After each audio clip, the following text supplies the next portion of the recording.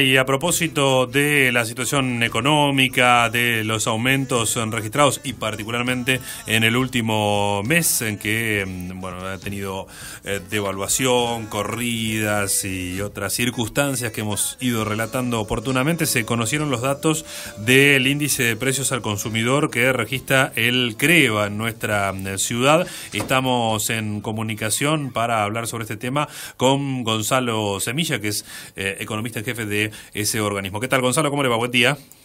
¿Qué tal? Buen día. Muchas gracias por el espacio que nos están dando. No hay por qué. 2,2% es el resultado del análisis que hacían para el mes de mayo.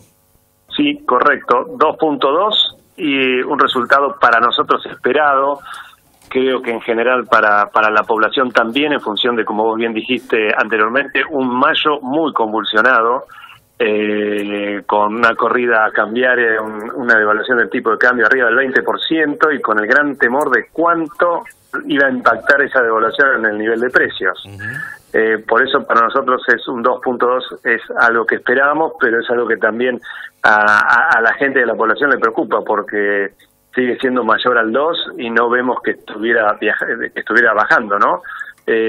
Con el correr de estos meses, si vos analizás de enero a mayo, ya tenemos un acumulado de 11.3. Estamos al 72% de lo que es la meta oficial de la última variación de fines de diciembre del año pasado.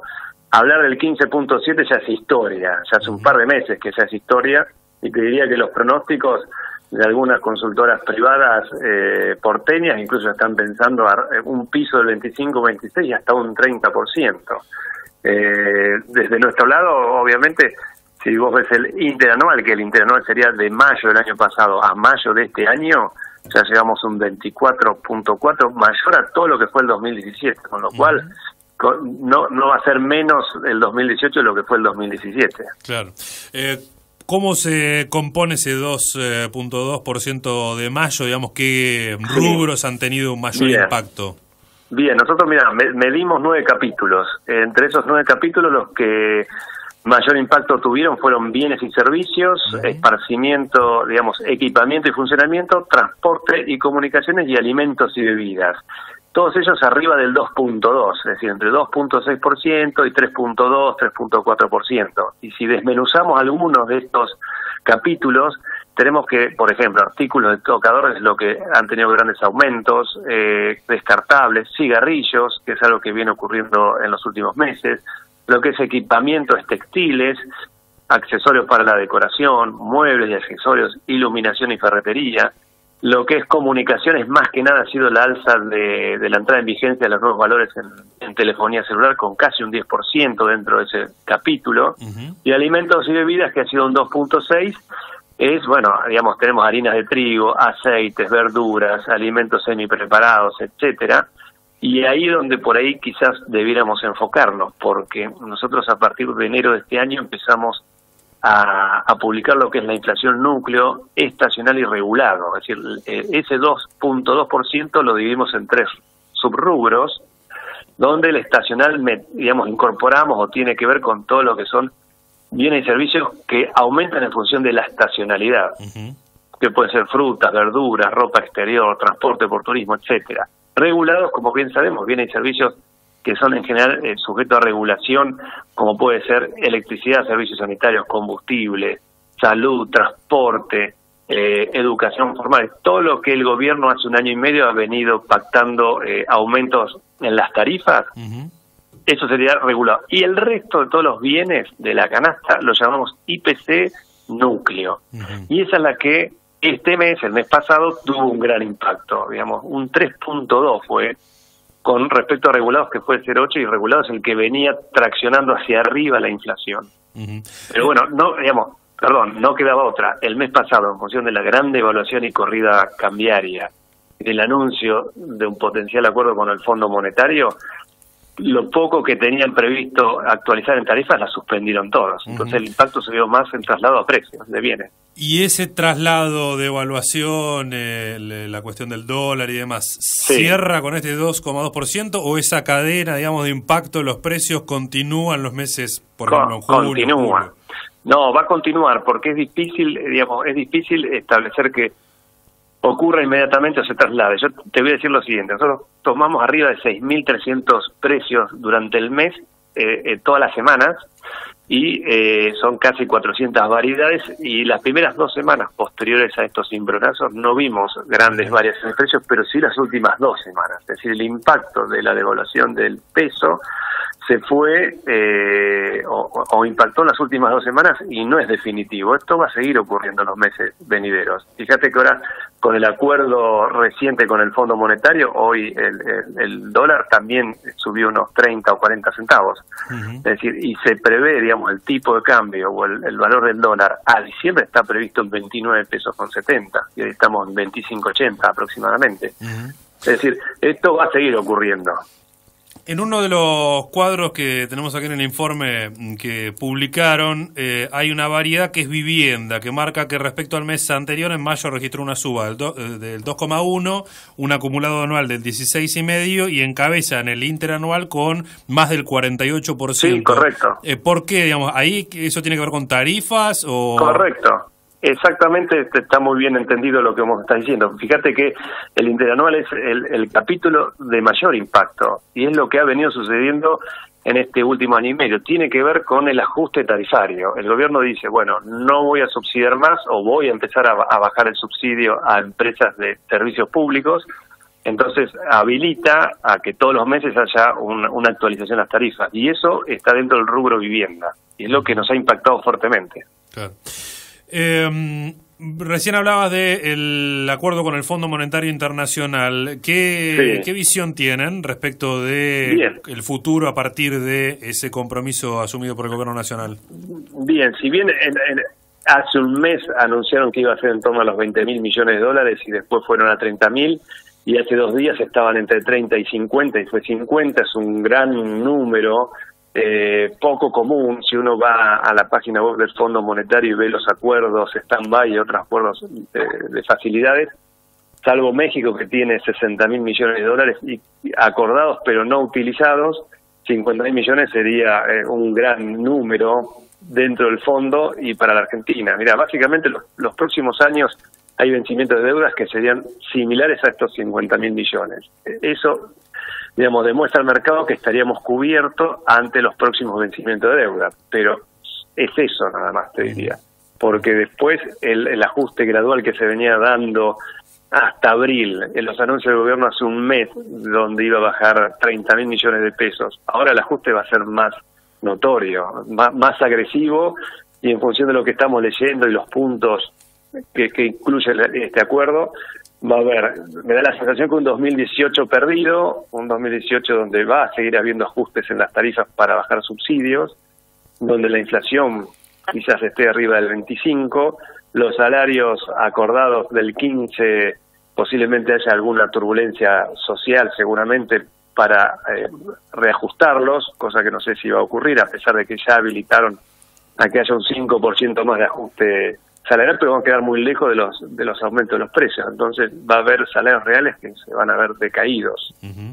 Baja el consumo, bajan gastos públicos, básicamente te diría que es obra pública, que es lo que venía también traccionando mucho, subsidios, transferencias a provincias, posiblemente estas bajas en el gasto se lo tienen las provincias y las provincias van a estar protestando bastante porque también le implican bajas en sus propios gastos. Así que, digamos, como lo veo yo, es un crédito a 3 años, un monto bastante importante, hay que ver cómo lo toman los mercados. En los mercados son inversiones extranjeras, son las propias grandes empresas locales, a ver cómo reaccionan, pero después el común de la gente, este año lo vamos a sentir mucho, va a ser bastante difícil para nosotros. O sea, digamos, es deuda para pagar deuda. Yo lo veo, digamos, es deuda para pagar deuda con un ajuste del gasto público bastante más agresivo del que uno consideraba. Vos pensás que si mirás el acuerdo, los puntos básicos, en el 2020 estaríamos en equilibrio en cuanto al déficit fiscal, por lo cual es un año que va a ser muy duro y cuando los años vienen duros, después la recuperación no es tan rápida. ¿Ustedes qué qué estimación de la inflación están haciendo para este 2018? Y mira, yo te diría no menos del 24, 25, y estamos con valores mensuales que debieran más o menos entre 1.9, 2.3, 2.4, no menos que esos valores. Se me escapaba sí.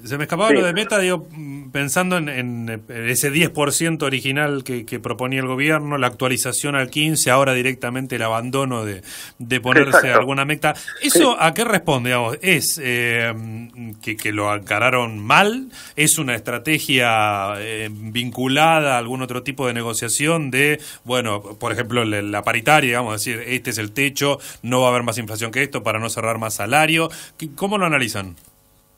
No, sí, a ver, es una mala proyección, porque en septiembre del año pasado por el Congreso se aprobó una inflación 2018 del 12 y pico %, a los 2 meses se fue al 15%, incluso tampoco muy realista, el mercado no le creyó, y no puedes andar, algo que vos aprobás por el Congreso, andar cambiándolo permanentemente, y ahora andar diciendo por tercera vez, no, la inflación va a ser del 28 o el 30, no es para nada serio, porque tampoco se sabe cuál va a ser. Se supone que va a ser alta y que acompaña la devaluación, también es acompañada con la inflación. Eso significa que si se devalúa en un 40% la moneda local, la inflación sería o acompañaría eso. Claro que nos asusta. Y ahora las metas no las ponemos nosotros, las pone el Fondo Monetario, y es razonable porque está desembolsando un monto muy grande y ya conocemos al fondo. No es que es malo, esa es su función. Si vos vas al fondo, como última instancia te va a poner las cláusulas. Las cláusulas son, bueno, tenés que empezar a ahorrar para en el futuro empezar a devolverme. Así que, esto dirán, digamos, con equipos técnicos del Fondo Monetario y equipos nuestros del Ministerio de Economía, poco a poco poniendo nuevas metas, aunque la inflación no la están tocando, pero sí tocaron el gasto público, con una baja fuerte. ¿Por qué, pese a este contexto de recesión, la inflación, digamos, sigue subiendo y todos los meses hay un índice nuevo? ¿Tiene que ver con la devaluación? ¿Con qué tiene que ver? La devaluación forma parte, porque esto, como todo el mundo ahora está leyendo, el famoso pass-through, es cuánto impacta la devaluación en los precios, en el índice de precios. Y depende del país. En América Latina se estima que puede ser alrededor del 10%. En Argentina es el país en el cual no es el 10%, sino a veces termina siendo el 20 o el 30% de la devaluación que se traslade a precios. Eso es importante, y es un año que ya desde el principio de año ha sido más del 30 o 40% de la evaluación. Es enorme. Es la más grande de los últimos 2 años aproximadamente. Y después ha impactado en la inflación todo lo que fueron los ajustes tarifarios, que son los precios regulados, porque lo que es alimentos y bebidas, el rubro que nosotros medimos y que mide el INDEC, si vos lo mirás en el último año y medio, ha tendido a la baja, y es lo que el gobierno quería demostrar. Bueno, a ver, hay inflación, pero no porque haya aumento de precio en los bienes y alimentos, sino porque hay aumento en las tarifas públicas. Por eso desglosó el IPC en regulado, estacional y núcleo. Por eso también nosotros lo empezamos a hacer, a ver qué pasaba acá en Bahía Blanca. Pero bueno, esta devaluación repercute en los precios. Y vos fijate que cuando hay aumentos en el combustible, en los servicios públicos, gas, electricidad, impacta en la industria. Y si impacta en la industria y en el transporte, te impacta en alimentos. Estamos conversando con el magíster Gonzalo Semilla, economista jefe de Creva. Quiero aprovechar para hacerte una pregunta en torno de economía política, porque está siendo muy clara tu exposición y sería interesante ver los actores, ¿no? Hay un elemento central en la economía que es la confianza, ¿no? Más allá de los números, sí, de sumar y restar, la confianza determina, bueno, por ejemplo, inversiones, o por ejemplo, que la gente apueste a una moneda propia, etcétera. Bueno, a mí no me queda claro quién confía en este modelo económico. Quiero decir, si no hay inversiones, por ejemplo, ¿no?, que era el caballito de batalla del discurso oficialista, van a confiar los mercados internacionales, van a venir a invertir. Eso no ocurrió, por lo menos no en los niveles que se esperaba, y por ende el crédito de fondo tiene que ver con esa falta de inversión, por un lado. Correcto. Por otra parte, no hay confianza en el peso, digamos, y esto se expresa, bueno, en parte en la suba del dólar, entre otras cuestiones. No hay confianza por parte de los laburantes en que la situación inflacionaria no afecte su situación, su capacidad adquisitiva. De hecho, hay desconfianza porque actúa en detrimento constantemente la situación de las paritarias, el 15%, etcétera. ¿Quién confía en este modelo económico?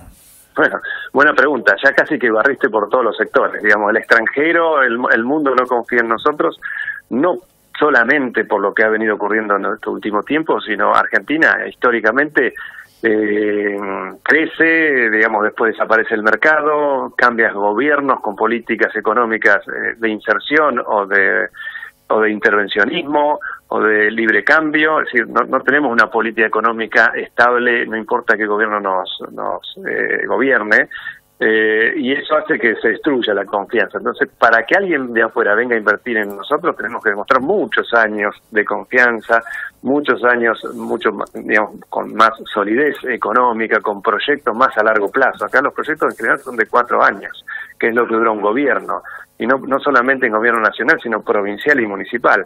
Uno ve al corto plazo y trata de hacer lo que puede en ese corto plazo con un presupuesto a veces acotado. Entonces, eso se llama trade-off. Lo que yo hago de un sector es lo que dejo de hacer en otro, porque pensamos en el corto plazo. El argentino piensa en el corto plazo, o sea, atacar a obtener la mayor rentabilidad posible en el menor tiempo posible.